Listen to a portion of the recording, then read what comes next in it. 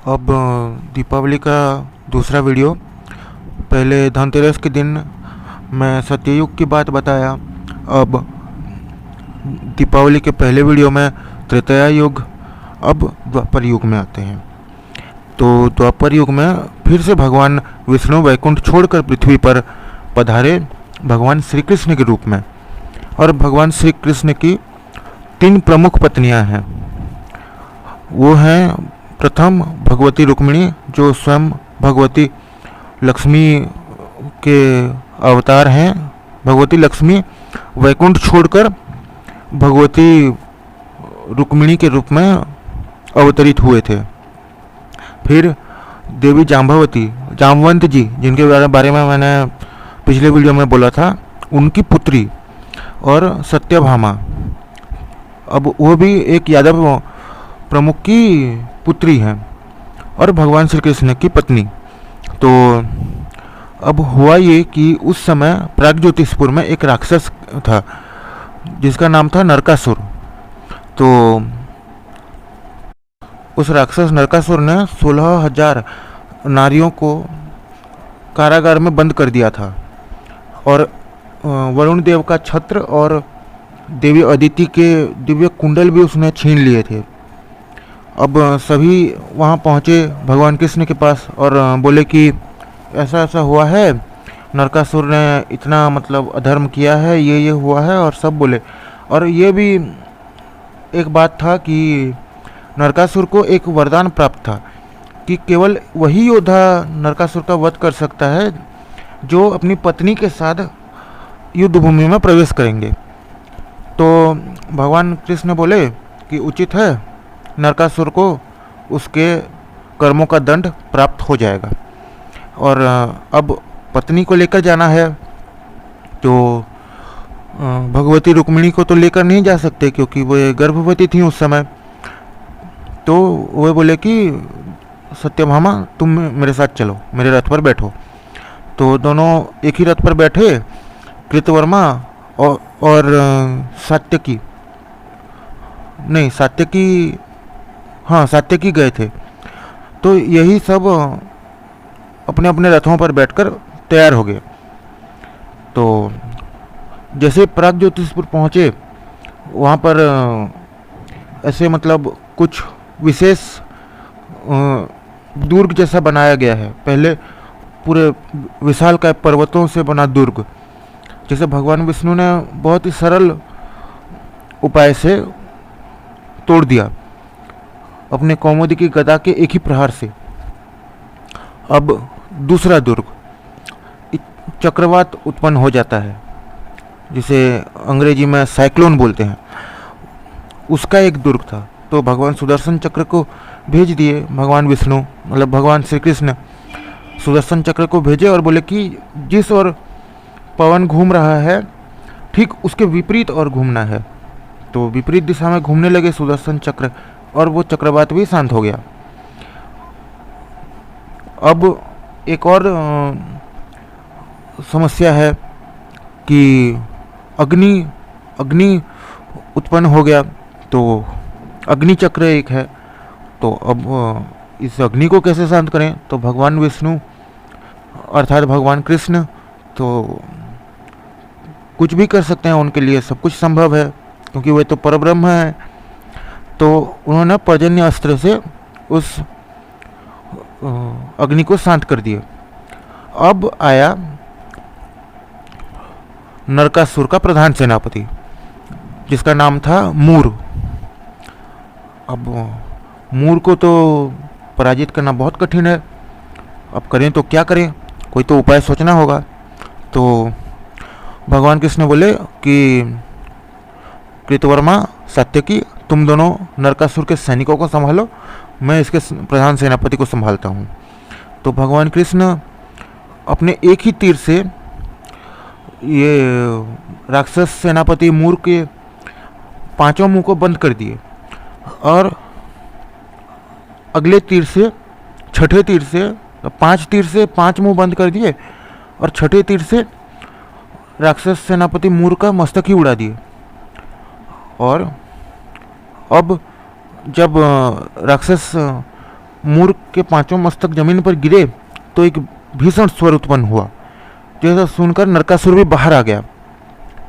तो अब नरकासुर को उसके कर्मों का दंड मिलना था, और अब नरकासुर ये देखकर क्रोध से पागल हो चुका था कि उसका प्रधान सेनापति और परम प्रिय मित्र राक्षस सेनापति मूर अब मृत्यु को प्राप्त हो चुका है। तो वो भगवान कृष्ण पर आक्रमण करने लगा। लेकिन कोई कितना भी बलवान हो, परब्रह्म भगवान विष्णु के समक्ष नहीं टिक सकता, कभी नहीं। तो कुछ ही समय में नरकासुर का अंत हुआ और भगवान श्री कृष्ण ने सभी 16,000 नारियों को स्वतंत्र करके उन्हें अपने घर जाने के लिए बोल दिए। अब सभी जो नारी थे वो बोले कि अब हमें कौन स्वीकारेगा, नरकासुर के कारण तो हम इतने वर्ष तक कारागार में बंद रहे, अब हमें कौन पहचानेगा, कौन स्वीकारेगा। तो बोले कि उचित है, मैं आप सभी को स्वीकारता हूँ, आप सभी से विवाह करता हूँ। तो उसके बाद ये सब हो गया। अब राक्षस सेनापति मूर की एक पुत्री भी थी जिसका नाम था मूर्वी। तो वो भगवान कृष्ण पर क्रोधित हो गई कि आपने मेरे पिता की हत्या कर दी, और वो भगवान कृष्ण पर आक्रमण करने गई। फिर भगवती दुर्गा वहाँ पहुँची और बोले कि मैंने तुम्हें जो अस्त्र शस्त्र दिए थे उसका प्रयोग तुम्हें करना है तो करो, किंतु इसका प्रभाव भगवान कृष्ण पर नहीं होगा, क्योंकि वे परब्रह्म हैं, उन्हीं से आरंभ है, उन्हीं से अंत है, वो अनादि है, अनंत है। और यदि तुम चाहो तो तुम उन सभी महाअस्त्र शस्त्र को प्रयोग कर सकते हो जो मैंने तुम्हें वरदान स्वरूप दिया है। तो मोरबी बोली कि उचित है, मैं भगवान कृष्ण पर प्रहार नहीं करती, किंतु उसके बदले मुझे एक योग्य वर का वरदान देना होगा, मेरा विवाह एक योग्य व्यक्ति से करना होगा। तो भगवान श्री कृष्ण बोले उचित है, मेरे दृष्टि में एक योग्य वर तुम्हारे लिए है। अब मोरबी बोले कि उचित है, उसे भेज दीजिए, पहले मैं उसकी परीक्षा करूंगी। अब अगर वो मेरे परीक्षा में उत्तीर्ण हुआ तो मैं उससे विवाह करूंगी, अन्यथा उसका वध कर दूंगी। तो भगवान कृष्ण बोले उचित है, कुछ दिन प्रतीक्षा करो, 1 सप्ताह के भीतर वो युवक तुम्हारे समक्ष होगा। और भगवान श्री कृष्ण चले गए घटोत्कच के पास, जो उनका एक परम भक्त है। घटोत्कच एक साम्राज्य में रहते थे, ना कि वनों में, जैसे जो टीवी सीरियल्स में दिखाया गया है वैसा बिल्कुल भी नहीं है। वो एक समृद्ध साम्राज्य में रहते थे जहाँ सुंदर सुंदर भवन बने हुए हैं और सुंदर मतलब उन्नत साम्राज्य है, सुंदर साम्राज्य है। वैसे में रहते थे घटोत्कच, और ऐसे वन्य जीवों के चमड़ी से बनाए हुए चीज़ें नहीं पहनते थे, सुंदर वस्त्र पहनते थे, धोती, कवच, सुंदर स्वर्ण आभूषण, ये सब पहनते थे, ना कि ऐसे वन्य जीवों की तरह नहीं रहते थे। वो एक सम्राट थे कृष्णपुर, वो द्वैत वन था, और उस द्वैत वन के राजा थे हिडिम्बसुर, मतलब घटोत्कच के मामा। तो हिडिम्बसुर का वध किया था भीमसेन ने, घटोत्कच के पिता जो हैं भीमसेन, पांडव कुमार भीमसेन। तो हिडिम्बसुर के मृत्यु के बाद वो वन को विश्वकर्मा जी ने विलुप्त कर दिया, वो मायावी वन को, और उसके स्थान पर साम्राज्य का निर्माण कर दिया भगवान श्री कृष्ण के बोलने पर। अब घटोत्कच हैं भगवान श्री कृष्ण के भक्त, और भगवान श्री कृष्ण पहुंच गए कृष्णपुर, जो द्वैतवन कृष्णपुर बन चुका है। तो भगवान श्री कृष्ण पहुंच गए कृष्णपुर, और घटोत्कच अपने इष्ट देव को देखकर इतने प्रसन्न हो गए कि लगभग मूर्छित ही हो चुके थे। भगवान श्री कृष्ण बोले कि तुम्हें इसी क्षण प्राग ज्योतिषपुर जाना है और अपने बुद्धिमत्ता और युद्ध कौशल का प्रमाण देना है, और यदि तुम प्रमाण दे पाए तो तुम्हारा विवाह होगा, और यदि ना दे पाए तो मृत्यु को प्राप्त हो जाना, मतलब मृत्यु को प्राप्त होना पड़ेगा। तो वो बोले, घटोत्कच बोले कि जब तक मेरे मस्तक पर भगवान कृष्ण का हाथ है तब तक मुझे किसी बात की चिंता नहीं है।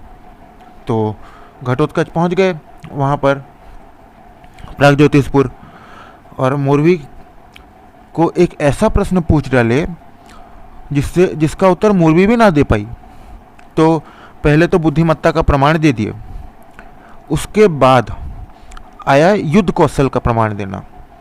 उसके बाद मोरवी ने घटोत्कच की और एक खड्ग फेंका, जिसे तलवार या स्वord भी बोलते हैं।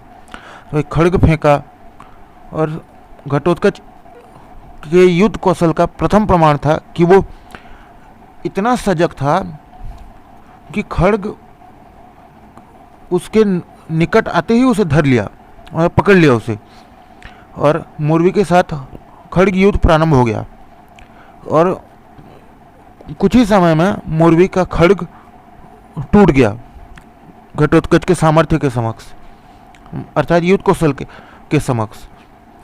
अब ये तो प्रमाणित हो गया कि घटोत्कच बुद्धिमान भी है और युद्ध कौशल में भी पारंगत है। अब विवाह कहाँ करें, एक तो उसके साम्राज्य में अर्थात कृष्णपुर में, या फिर द्वारिका में, या इंद्रप्रस्थ में। अब समस्या ये है, तो बोले कि मैं अपने इष्ट देव के समक्ष ही विवाह करूंगा, अन्यथा नहीं। तो सभी पांडव, कौरव, फिर हिडिंबा सभी पहुंच गए द्वारिका, और घटोत्कच का विवाह धूमधाम से संपन्न हुआ। और उसके बाद घटोत्कच अपने साम्राज्य चले गए, पांडव इंद्रप्रस्थ चले गए और कौरव हस्तिनापुर चले गए। और अब कहानी समाप्त करने का समय हो गया है, वीडियो समाप्त करने का समय हो गया है। 12 मिनट का वीडियो बन चुका है पहले ही। तो और अभी मैं बताता हूँ कि दीपावली के दिन ही भगवान राम का राज तिलक भी हुआ था और नरकासुर का वध भी हुआ था, इसलिए दीपावली को नरक चतुर्दशी भी बोलते हैं, अर्थात जिस दिन नरकासुर का अंत हुआ, जिस चतुर्दशी को। तो वीडियो समाप्त करते हैं। Thank you, good bye. और हाँ, लाइक, शेयर, सब्सक्राइब बार बार बोलना पड़ेगा क्या? कर दीजिए, क्लिक तो करना है, कौन सा ज़्यादा मेहनत का काम है, कर दीजिए, अच्छा लगता है। बाय।